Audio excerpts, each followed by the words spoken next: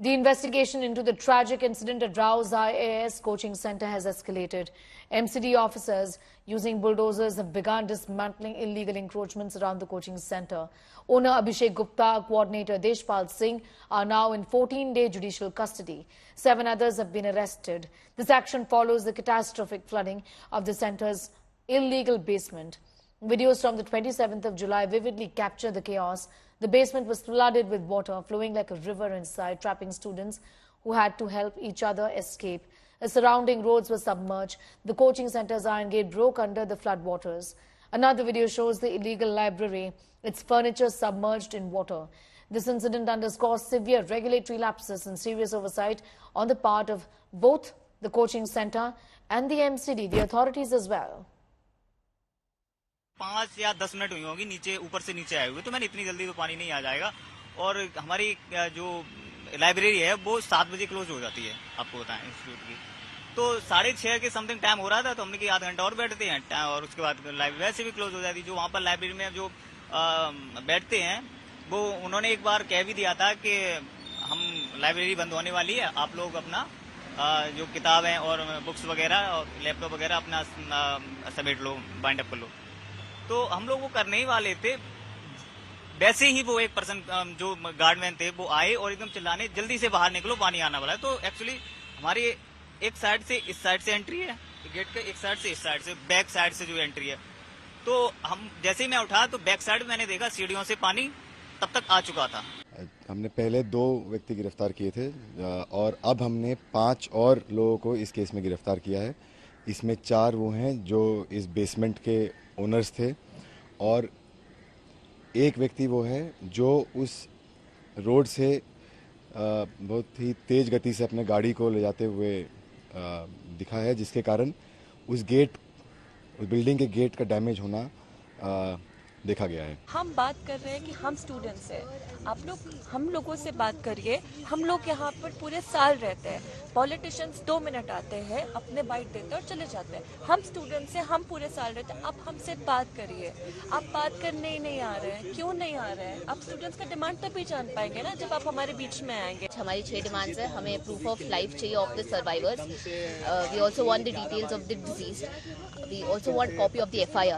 We also want an independent judicial inquiry to be against all the culprits.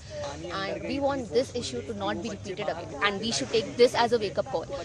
That इसके regarding कुछ तो action या resolution लिया जाए। आज उसमें मांग की है कि सेफ्टी सिक्योरिटी, जो इस तरह के स्टूडेंट आते हैं उनके साथ सेफ्टी सिक्योरिटी के मेजर्स क्या रहेंगे, कैसे होंगे।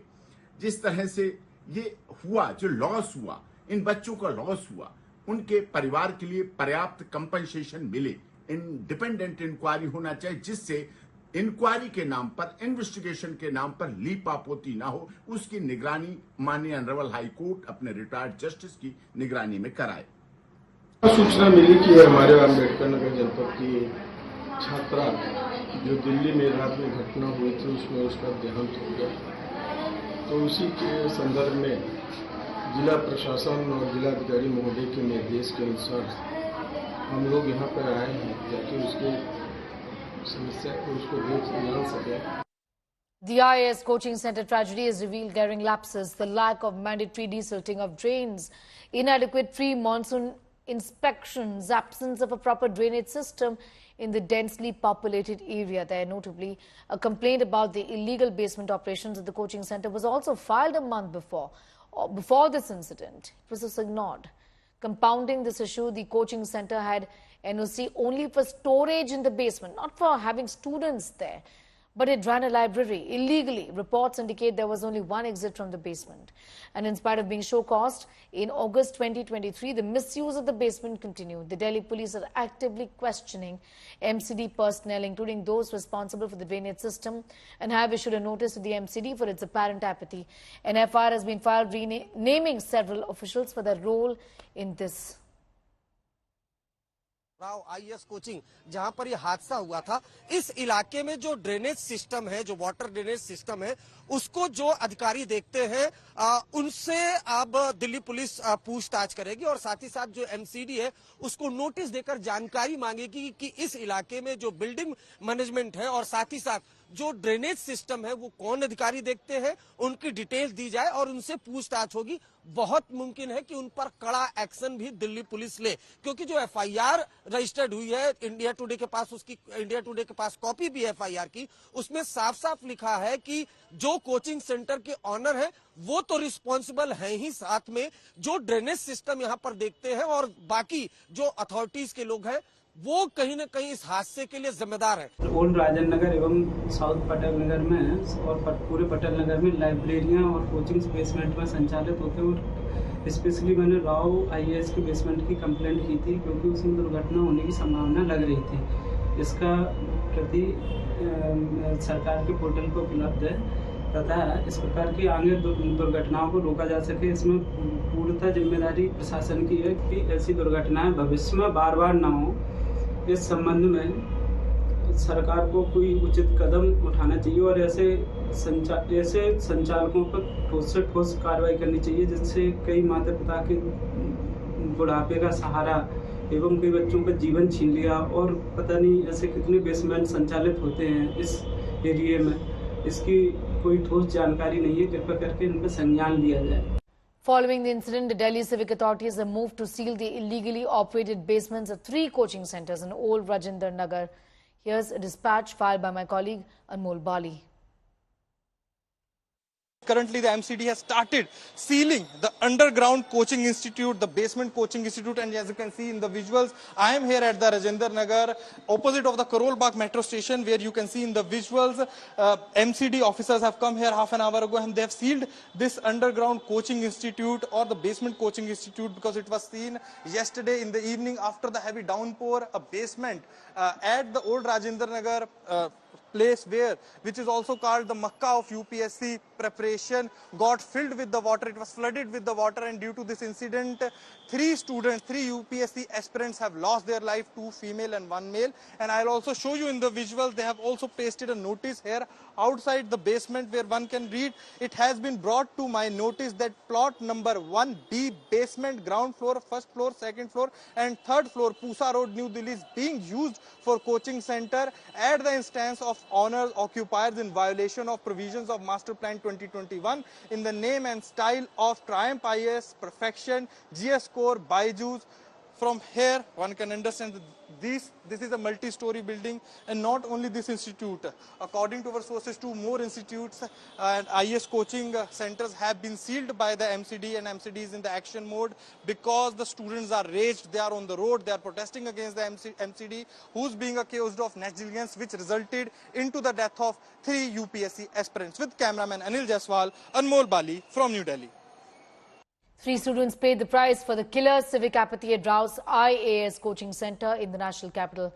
Shreya Yadav of Ambedkar Nagar in Uttar Pradesh, Tanya Soni from Telangana and Nivin Dalwin from Ernakulam in Kerala died after flooding due to heavy rains in the basement of Rao's IAS coaching academy in central Delhi's Old Rajendra Nagar area on Saturday.